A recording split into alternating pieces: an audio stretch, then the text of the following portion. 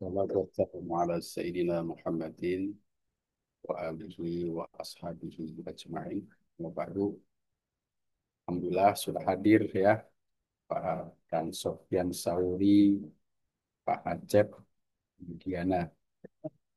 Kita tunggu rekan-rekan yang lain. Pak Sofyan, ada Pak Sofyan? Pak Sofyan hadir, standby dari pagi Pak Sofyan di sini. Ada Umi. Apa kabar Bu? Sehat Bu? Oh, Bu Eti. Alhamdulillah. Ya, Pak Dokter, sehat. Alhamdulillah. Sehat juga, Pak Alhamdulillah. Dokter. Alhamdulillah. Semangat ya untuk kuliah. Sedikit lagi lulus nih. Amin, insya Allah. Bismillah. Ya, kita lihat ya sambil kita mulai dulu, sambil tenggorokan yang lain kita lihat kelas kita.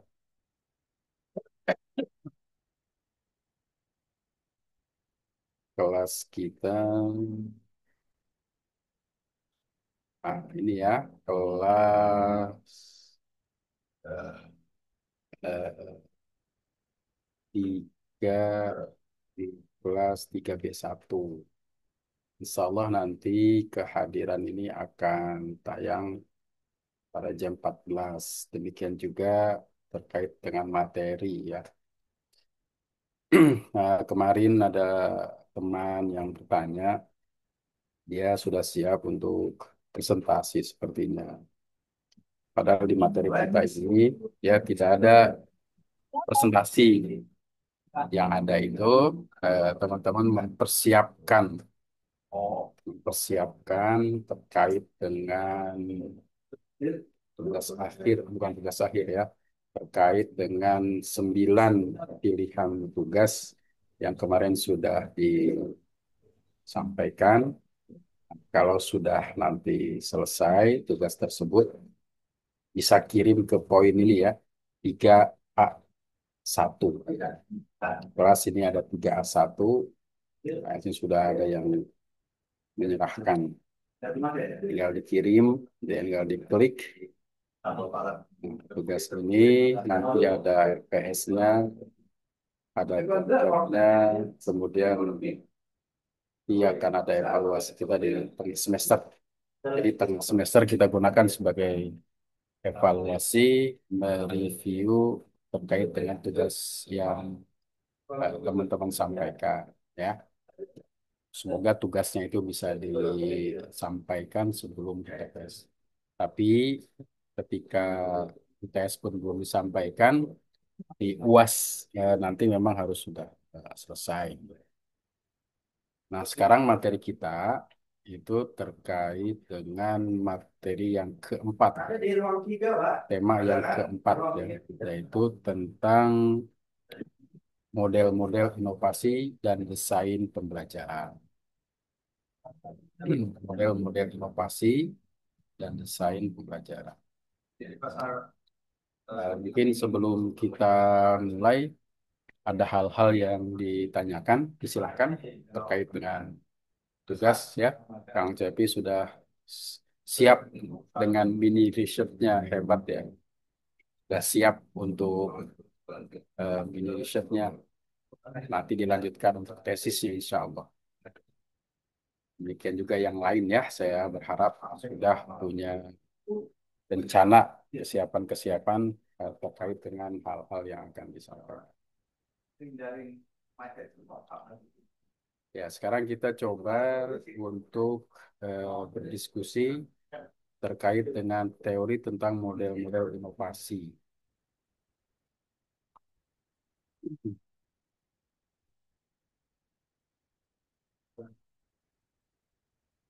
Sebentar ya, kita siapkan dulu. Hmm.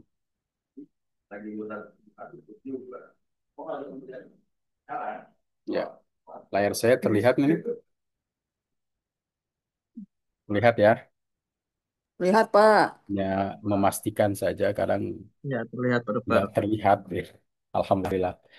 Oke ya, kita materi sudah ada di kelas. Silakan didalami. dipahami terkait dengan model inovasi dan desain pembelajaran. Nah, dalam kaitannya dengan modul inovasi dan desain pembelajaran ini, eh, yang pertama yang harus kita pahami adalah mengapa inovasi itu penting, ya. Mengapa inovasi itu penting?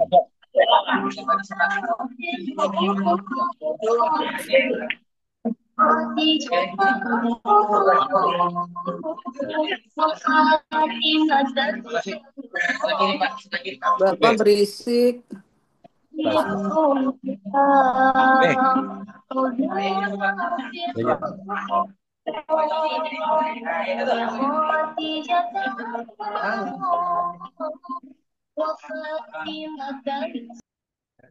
ya, kita lanjutkan ya. Sebentar.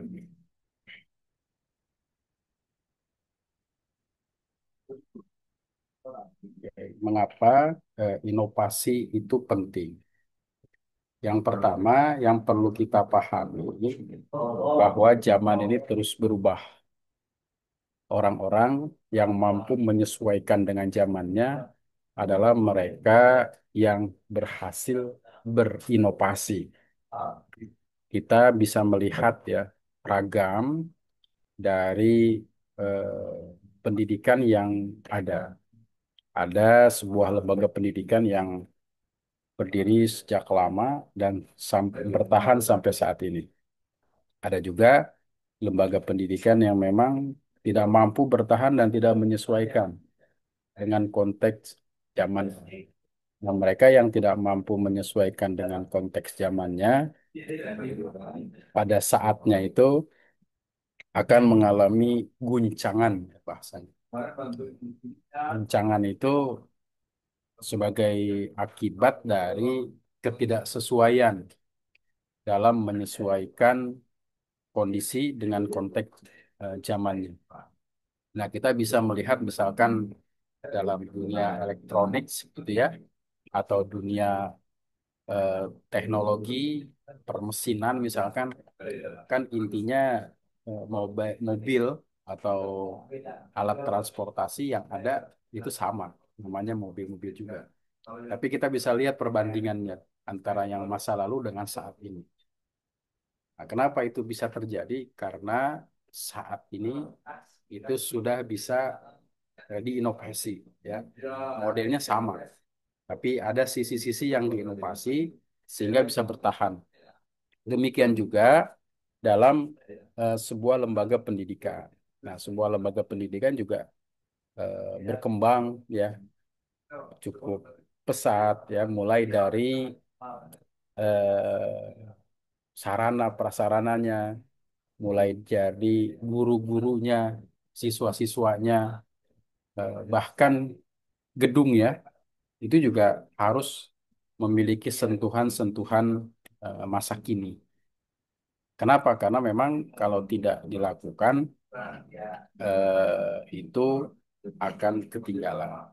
Nah, pentingnya inovasi sejalan dengan umur manusia. Dari dulu sampai saat ini peran-peran dalam umat manusia itu sama ya, antara orang-orang baik dan orang-orang yang tidak baik. Cuma waktunya yang berbeda. Sifatnya hampir sama. Ada orang yang baik, ada orang yang tidak baik. Nah, termasuk ketika kita menginovasi. Mengapa inovasi itu penting? Nah, sekarang kalau terkait dengan tantangan zaman, apa yang terjadi pendidikan pada masa kita ketika berada di sekolah dasar dengan saat ini berbeda. Berbeda konteksnya, berbeda kurikulumnya, berbeda orang-orangnya. Nah, karena itu pendidikan itu harus mampu menyesuaikan dengan zaman. Apalagi pendidikan Islam. Nah, pendidikan Islam itu sebenarnya juga dituntut untuk menyesuaikan dengan konteks zamannya. Ulama-ulama kita pada masa lalu sudah menegaskan itu. alimu auladakum fa innahum makhluquna fi zamanin ghairi zamanikum. Ya, ajarkan anakmu sesuatu hal karena mereka tidak hidup sejaman dengan zamanmu. Artinya, pendidikan itu harus menyesuaikan dengan konteks zamannya. Sebagai contoh, misalkan dulu anak-anak kita di diniyah ya, itu diajarkan bagaimana mereka bersifat, berakhlak. Ya, ada teksnya, ada buku yang kita kajinya ya, seperti misalkan akhlak lil bani, akhlak lil banat, ya. Kitab-kitab wasoya, kitab-kitab seperti adab menuntut ilmu, ta'lim, muta'alim, ya. Itu kita diajarkan.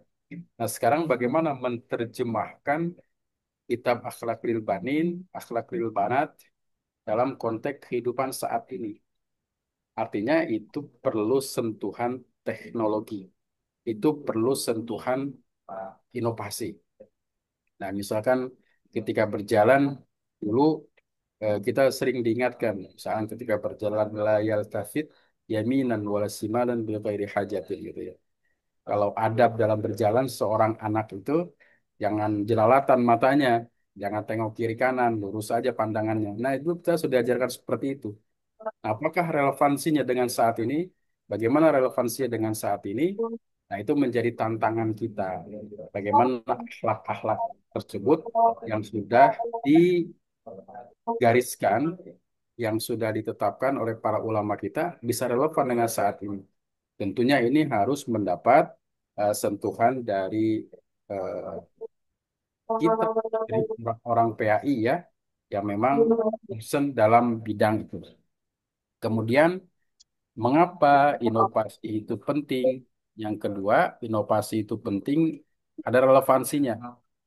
Tadi saya sampaikan relevansinya konteks masa lalu dengan saat ini.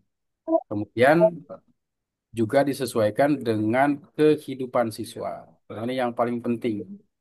Apakah pelajaran-pelajaran yang kita sampaikan masih relevan dengan dunia siswa? Karena semakin jauh dengan kehidupan siswa, sulit untuk memahami materi yang disampaikan. Sebagai contoh, misalkan anak diajarkan matematik misalkan ya, dengan jumlah hitungan yang kecil, setengah, 0,5, dan seterusnya. Sementara dalam kehidupan mereka berhadapan dengan nilai-nilai uang yang besar, 500, 1000, 2000. Maka ketika kita mengajarkan nilai-nilai itu agak sulit. Demikian juga konteks dalam pendidikan agama. Maka harus menyesuaikan dengan konteks kehidupan anak. Maka kita, mengapa kemudian sentuhan inovasi itu penting? Karena menyesuaikan dengan konteksnya. Nah, ini tugas kita ya. Bisa saja, misalkan anak itu saat ini kecanduan dengan teknologi komputer, teknologi laptop, atau aplikasi-aplikasi yang ada di gadget ya. Mengapa anak itu begitu kecanduan?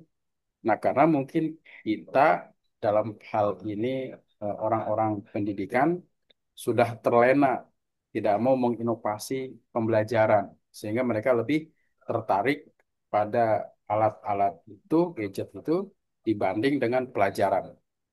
Bahkan terkadang pelajaran-pelajaran itu dianggap sebagai beban. Ini yang menjadi problem, ya. Mengapa dianggap sebagai beban? Karena tidak menyesuaikan dan jauh dari kehidupan anak. Nah, maka kemudian inovasi itu penting, paling tidak itulah hal-hal yang perlu kita perhatikan dan kita pahami.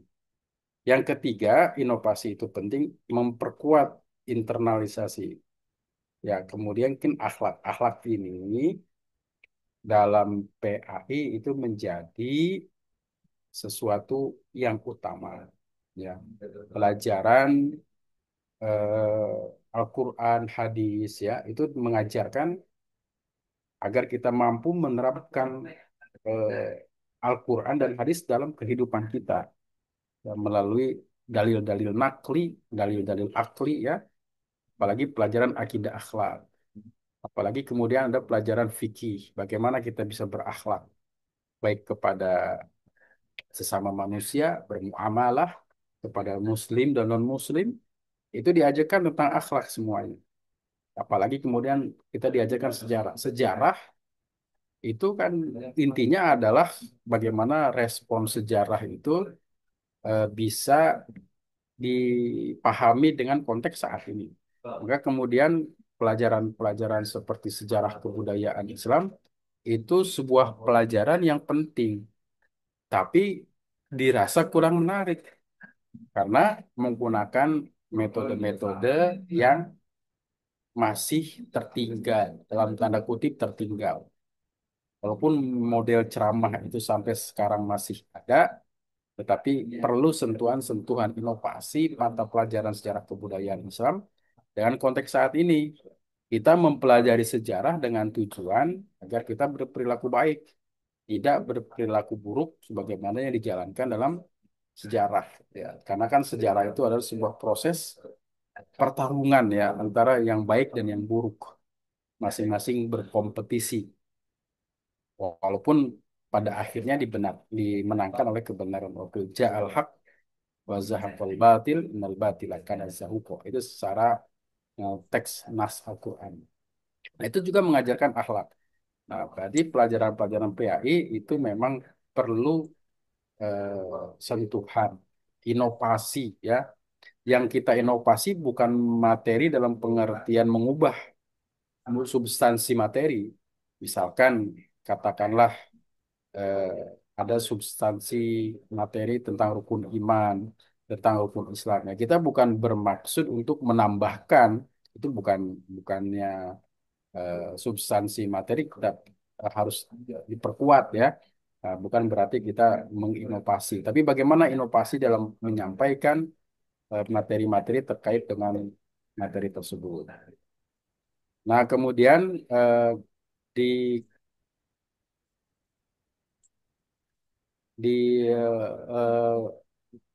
maka apa di file ini ya di presentasi ini eh, itu banyak file atau banyak slide ya yang saya tampilkan tapi saya tidak akan bahas semuanya.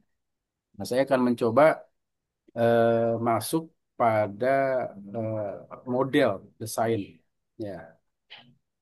Nah, yang pertama yang bagaimana kita mendesain sebuah eh, materi kita bisa menggunakan dengan model ADDIE ya. ADDIE yang di dalamnya ada analisis, desain, development, implementasi, dan evaluasi.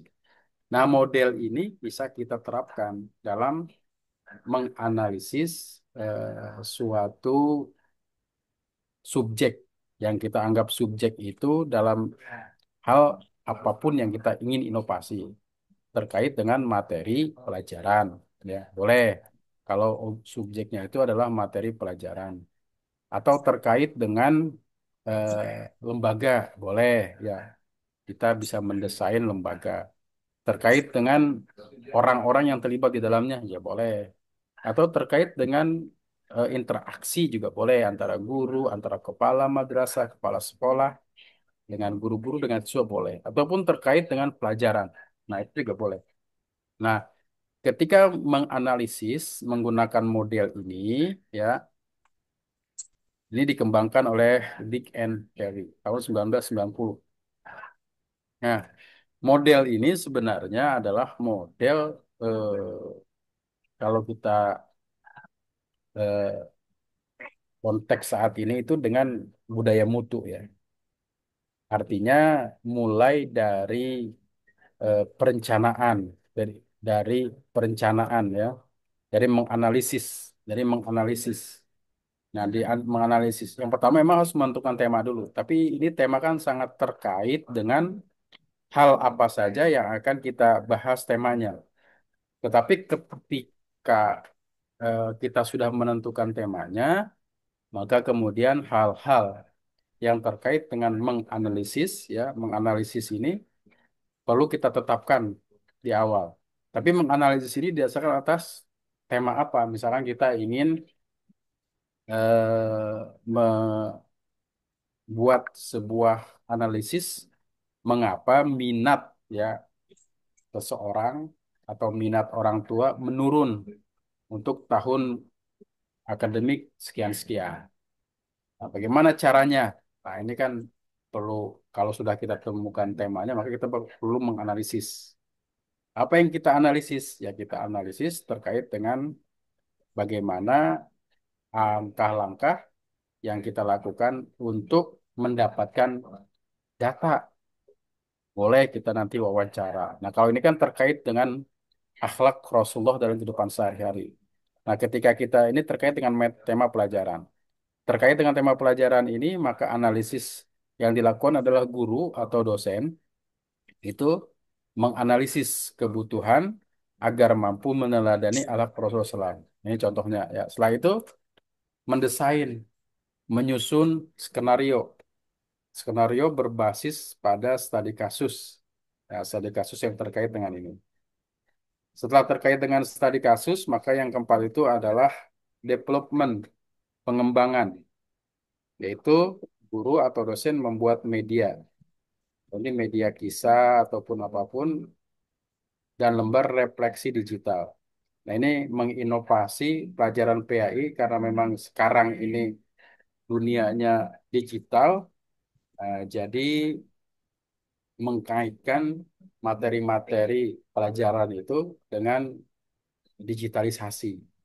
Karena digital itu sekarang sudah dekat sekali dengan kehidupan siswa, ya, mulai dari sekolah dasar sampai perguruan tinggi, bahkan mulai dari prasekolah, mereka sudah diperkenalkan dengan digital itu. Maka kemudian pengembangannya menyesuaikan. Nah, untuk saat ini ya dengan konteks refleksi digital ini. Nah, kemudian yang kelima itu adalah tahapan implementasi. Ya, tahapan implementasi itu menonton video, berdiskusi di forum online, dan lalu menulis refleksi pribadi. Ini bisa dilakukan. Kemudian yang keenam itu adalah evaluasi, yaitu penilaian dilakukan dengan rubrik yang menilai pemahaman. Nah, prinsip ADI ini juga sejalan dengan prinsip dalam perguruan tinggi itu ada disebut dengan PPEPP. Dari mulai eh, perencanaan, kemudian perencanaan ya, kemudian pelaksanaan, kemudian evaluasi, kemudian perbaikan, dan yang terakhir itu adalah penerapan ya. Jadi siklus ini berputar terus. Kalau kita sudah menemukan kunci dari siklus ini, kita akan balik lagi ke pertama. Ya, menentukan temanya apalagi, kemudian kita lakukan analisis lagi, dan seterusnya. Karena ini siklus, maka harus terus-menerus berjalan dalam dunia pendidikan. Kenapa harus terus-menerus berjalan? Karena dunia pendidikan itu harus mampu menyesuaikan dengan waktu dan harus juga berinovasi terkait dengan materi-materi atau hal-hal apapun yang dikaitkan dengan proses pembelajaran dan hal lainnya ya untuk menunjang terkait dengan keberadaan mata pelajaran, lembaga, partisipasi orang tua dan lain segala macamnya ya. Jadi inovasi itu bukan hanya di lembaga-lembaga non pendidikan, lembaga pendidikan juga harus menyesuaikan. Nah, jangan kalah ya dengan puskesmas. Jangan kalah dengan kenapa? Karena itu antrian saja sekarang sudah pakai aplikasi. Ya. Sekarang kalau kita mengurus apapun sudah dengan aplikasi. Kalau pendidikan harusnya lebih maju. Kenapa? Karena kemajuan sebuah bangsa itu harus dilihat dari kemajuan pendidikannya. Kalau pendidikannya tidak maju, ya maka diprediksi bangsa itu akan menurun ya di kemudian harinya. Nah, ini yang model yang pertama. Yang kedua itu ada model TPACK, model inovasi pembelajaran dengan model sistem technological, pedagogical, content knowledge. Ini dikemukakan oleh Misra and Kuhler tahun 2006. Nah, bagaimana menerapkan inovasi dengan menggunakan model ini? Inovasi dengan menggunakan model seperti ini, yang pertama adalah harus adanya content knowledge. Content knowledge-nya tentang apa? Materinya apa? Ya, yang akan kita inovasi. Yang kedua harus ada pedagogical knowledge, strategi mengajarnya. Strategi mengajarnya harus dipahami. Kemudian yang terakhir ada technological knowledge. Apa teknologinya? Jadi pertanyaan-pertanyaan apa-apa ini harus terjawab dalam model inovasi dengan TPACK. Jadi technological, pedagogical, content knowledge. Kontennya apa, strategi mengajarnya apa, teknologinya apa. Nah, model ini menekankan pada sinergitas antara ketiga hal ini ya. Sinergitas antara CK, PK, TK. Content knowledge, pedagogical knowledge, dan technological knowledge. Nah, contoh misalkan ketika kita menginovasi dalam sebuah tema pelajaran tentang apa? Tentang syukur dalam kehidupan Muslim. Apa kontennya? Kontennya adalah kajian-kajian ayat Al-Quran tentang syukur. Ya, kajian ayat Al-Quran atau hadis yang berkaitan dengan syukur. Apa model strategi mengajarnya? Diskusi reflektif dan studi kasus. Diskusi reflektif setiap siswa atau mahasiswa ya atau peserta didik diajak untuk berdiskusi terkait dengan makna syukur. Nah, untuk teknologinya ya menggunakan teknologi yang update saat ini. Nah, misalkan seorang guru sudah memiliki teknologi berbasis web. Ya, dia memiliki web yang berbasis Google misalkan tentang Google Site. Dia sudah bisa menyimpan link di situ agar siswanya bisa menulis terkait dengan pengalaman-pengalamannya. Nah, maka teknologi itu juga harus dipahami oleh peserta didik atau juga peserta didik mau tidak mau dipaksa ya untuk memahami teknologi apa yang dikuasai oleh seorang guru. Nah, sehingga akhirnya teknologi ini secara tidak sadar mampu digunakan oleh peserta didik. Nah, menggunakan teknologi untuk menulis pengalaman pribadi tentang syukur ya, kemudian saling memberi komentar satu sama lain. Atau juga bisa kita menggunakan di media sosial ya. Media sosial di mana mereka pastinya anak-anak sekarang itu pasti punya akun. Mereka menceritakan di situ, linknya diserahkan ke guru itu juga bisa. Nah, ini adalah konten inovasi pembelajaran PAI dengan model TPACK, Technological Pedagogical Content Knowledge. Siswa kemudian belajar bukan hanya dari dosen, tapi juga dari refleksi sesama manusia. Link-link itu kemudian dikumpulkan oleh dosen, ya, oleh guru, kemudian satu sama lain bisa saling membuka, dan kemudian diminta untuk berkomentar. Nah, ini juga eh, proses pembelajaran yang memungkinkan ya untuk PAI. Ya, cuma model-model seperti ini perlu juga memperhatikan prasyaratnya ya. Prasyaratnya paling tidak semua siswa atau mahasiswa itu mampu memahami terkait dengan penggunaan gadget dan segala macamnya. Karena memang kemampuan siswa dan mahasiswa juga beragam. Di sekolah atau di madrasah itu ada siswa yang eh, sudah familiar sekali, ada juga siswa yang belum. Dan ini juga tentunya harus mendapat perhatian. Apalagi kalau di tingkat sekolah dasar atau MI ya. Kalau tidak salah ANBK ya atau asesmen itu juga sudah berbasis handphone sekarang ya. Sudah berbasis handphone. Nah, ini artinya sebenarnya gadget itu harus dijadikan teman, bukan dijadikan musuh dalam proses pembelajaran.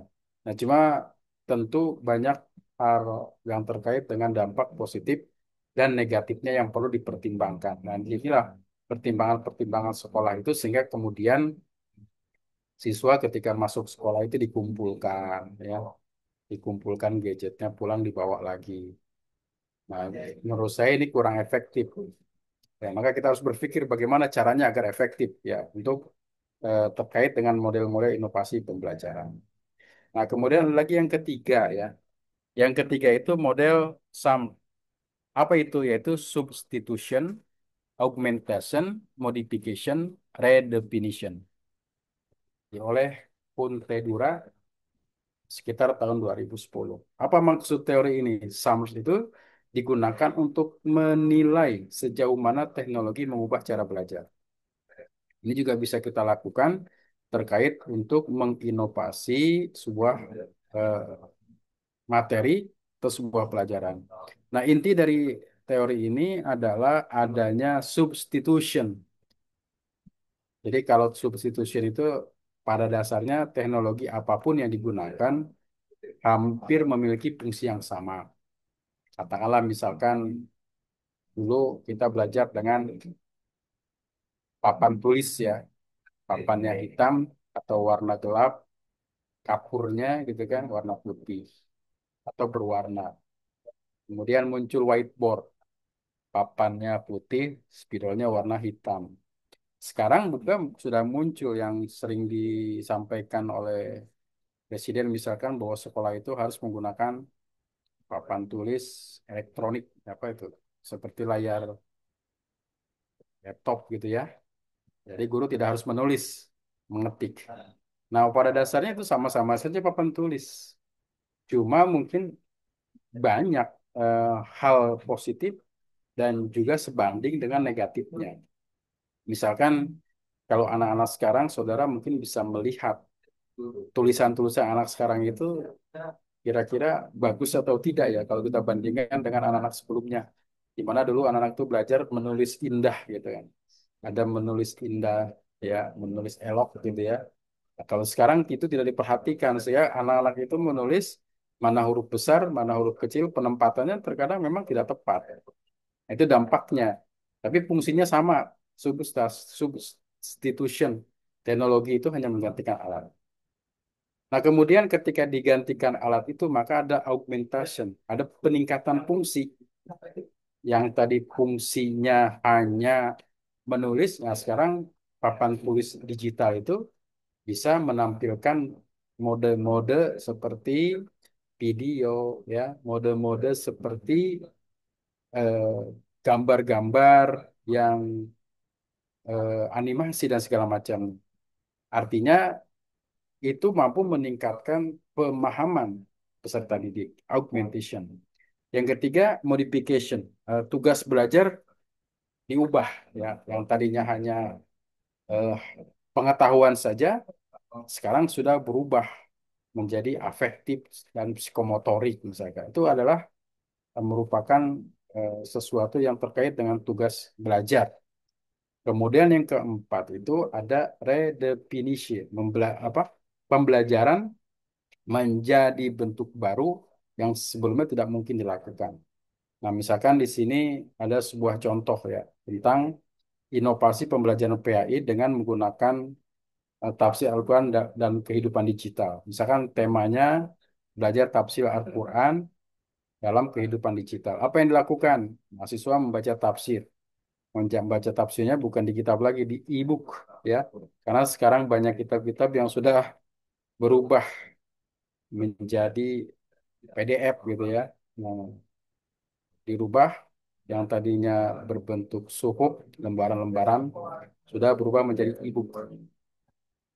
Nah, kemudian apa augmentation atau peningkatan fungsinya?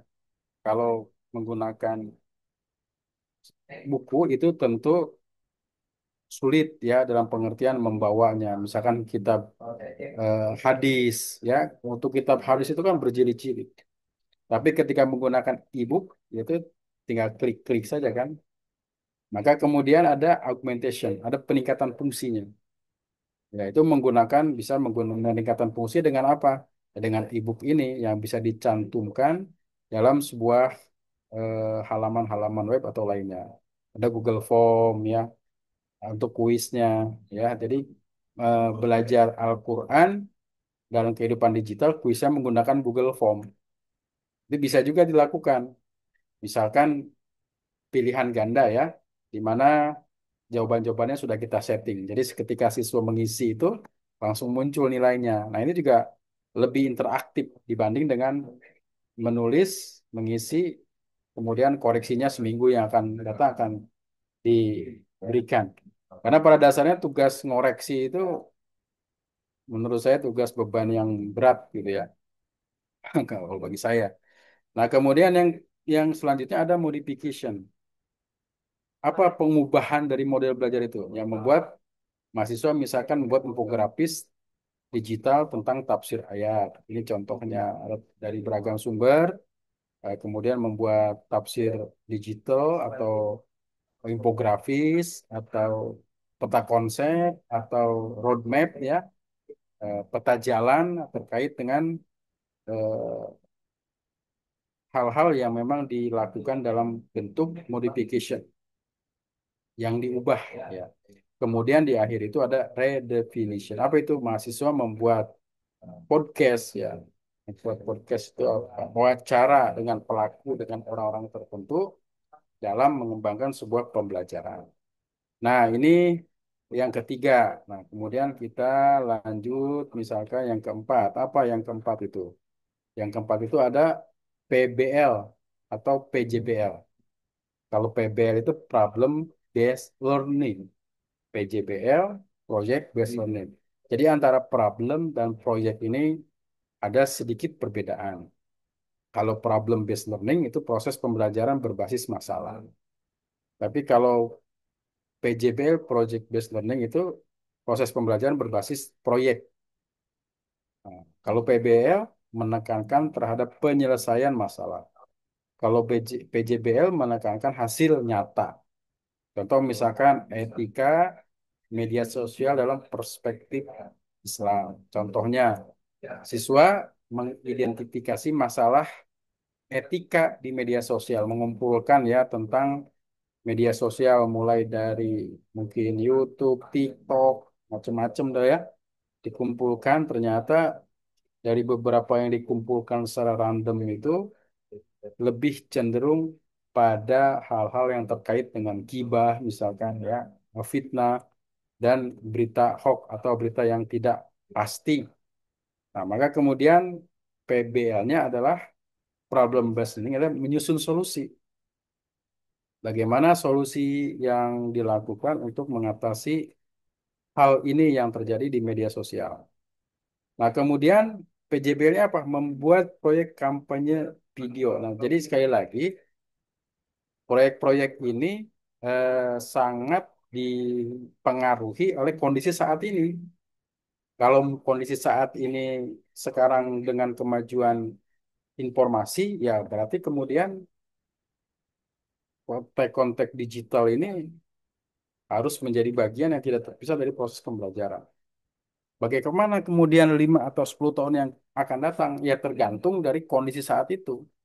Ketika sudah berubah menjadi bukan digital lagi, virtual misalkan, ya pasti konteks pembelajaran pun harus menyesuaikan dengan dunia virtual. Bagaimana kalau yang lain-lainnya? Ya menyesuaikan juga. Nah, karena apa? Karena pada dasarnya itu harus menyesuaikan dengan konteks zamannya. Nah, kemudian selanjutnya yang kelima, ini ada flip classroom and blended learning. Blended learning ini model pembelajaran ya, PAI menginovasi model pembelajaran. Kalau dulu kita belajar itu harus datang ke majelis taklim ya, ke tempat ya, ke sebuah tempat. Sebuah tempat di mana kita duduk, bertemu, berkumpul. Ya, kalau dulu kan hadis yang menyatakan kun aliman, au muta'alliman, au mustami'an. Nah, jadilah kamu orang yang belajar, mengajar, mendengarkan, dan seterusnya. Jangan kamu menjadi orang yang tidak termasuk dalam salah satunya. Nah, sekarang ini bukan konteksnya mustami'an lagi ya. Kita bisa jadi konteksnya mengadakan pengajian-pengajian yang sifatnya virtual ya, seperti sinkronus dan asinkronus. Sinkronus artinya kita mengumpulkan jamaah dalam satu sinyal ya, seperti kita menggunakan Zoom ini sinkronus. Asinkronus berarti kita punya akun-akun tertentu yang bisa dikunjungi oleh orang-orang yang ingin mengaji kapan dan siapapun ya, bisa kita menggunakan konten-konten di YouTube yang isinya pengajian-pengajian itu bisa didatangi oleh siapapun yang ingin belajar. Nah, nanti dia bisa komentar. Nah, jadi blended and learning dan flipped classroom ini didasarkan atas bahwa mahasiswa itu belajar teori-teori ya, teori-teori.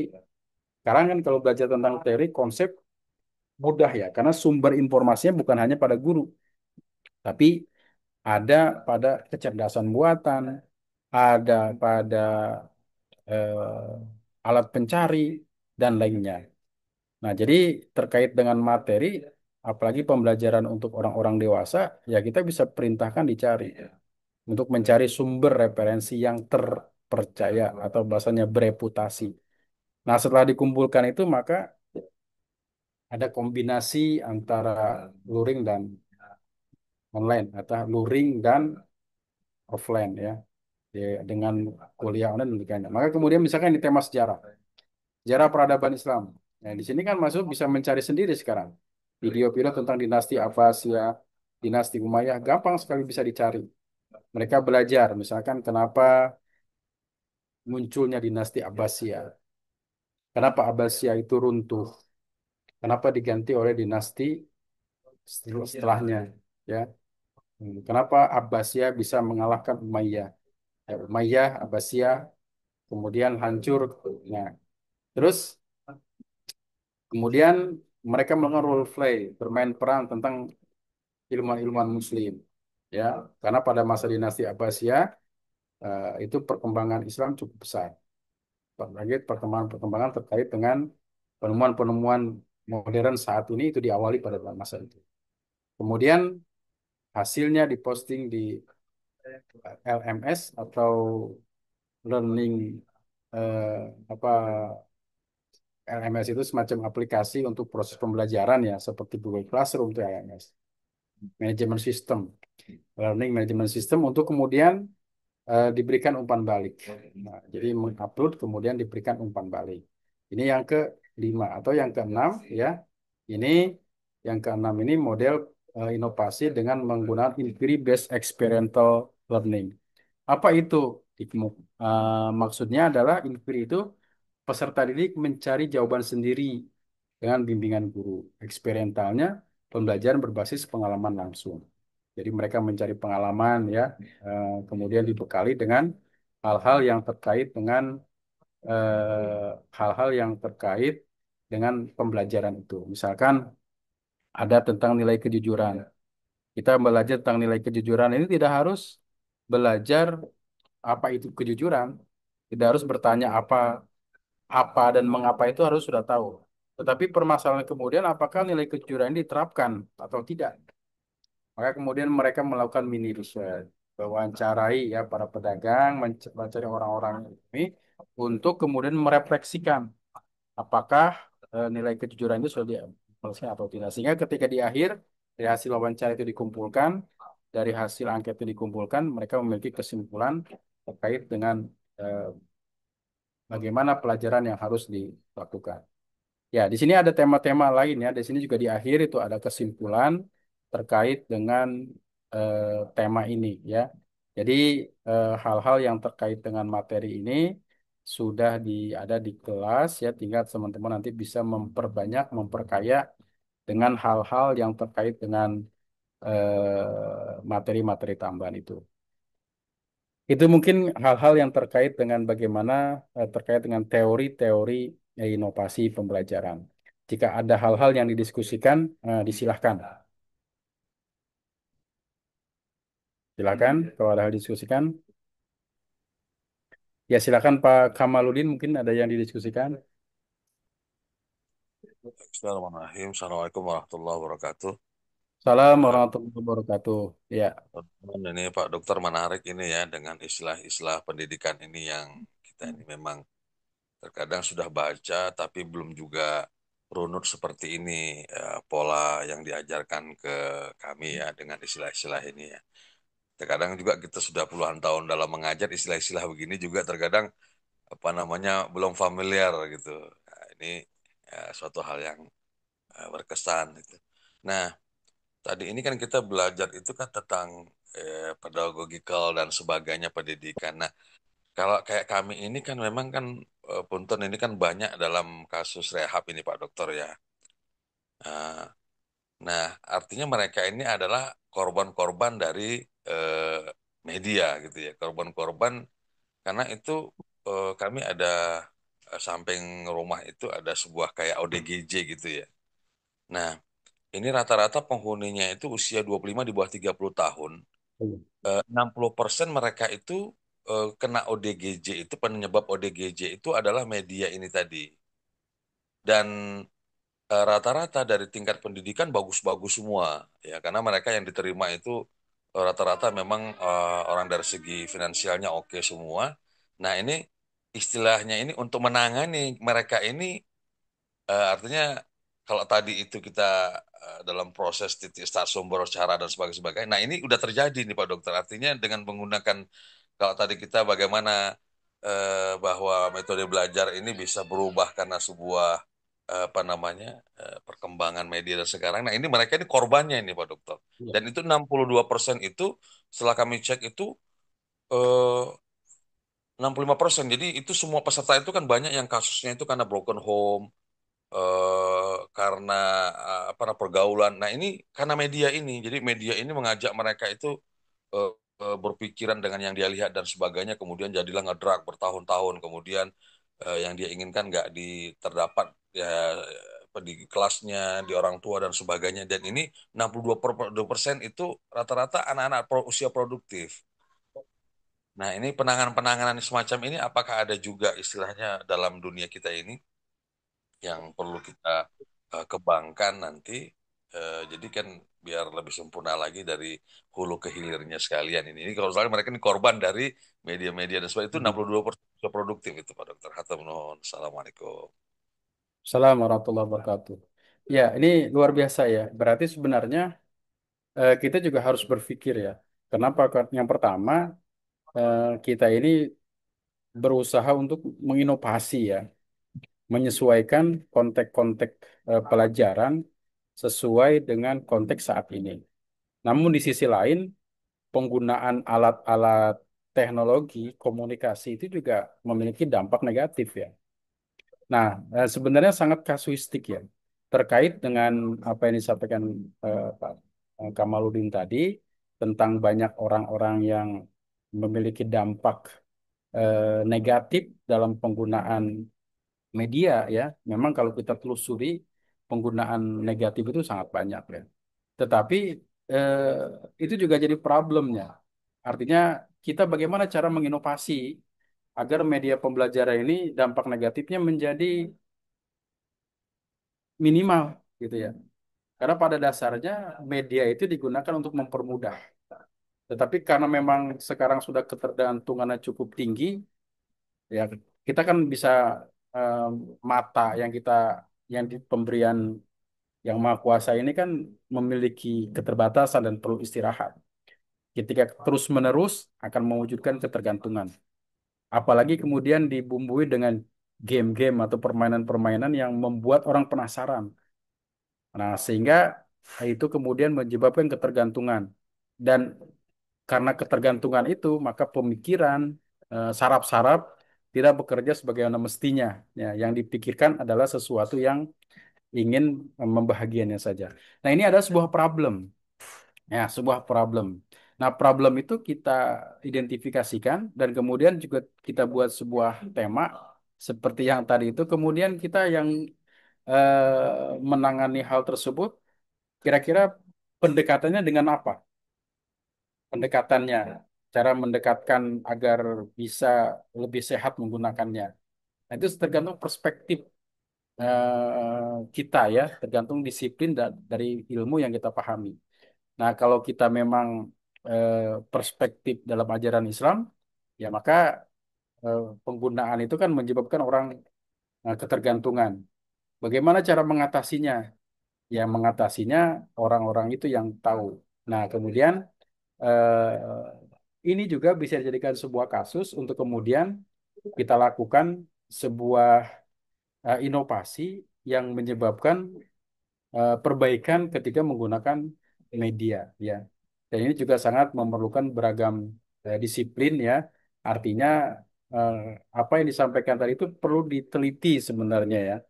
Perlu diteliti terkait dengan dampak negatif apa dan bukan hanya kita meneliti dampak negatifnya, tapi bagaimana solusinya itu yang penting. Nah, sebagai sekarang kan banyak sekali orang-orang yang memiliki ketergantungan ya, termasuk guru banyak juga yang ketergantungan itu. Seorang guru ketika ngajar di kelas, handphonenya tertinggal, dia pasti mencari handphonenya dulu, kelihatannya gitu ya, dibanding dia mengajar, nggak concern dia mengajar. Nah ini kan apa nih, termasuk dampak positif atau dampak negatif. Nah itu juga dijadikan sebuah problem. Nah jadi penyelesaian ini memang sangat terkait dengan keilmuan masing-masing ya.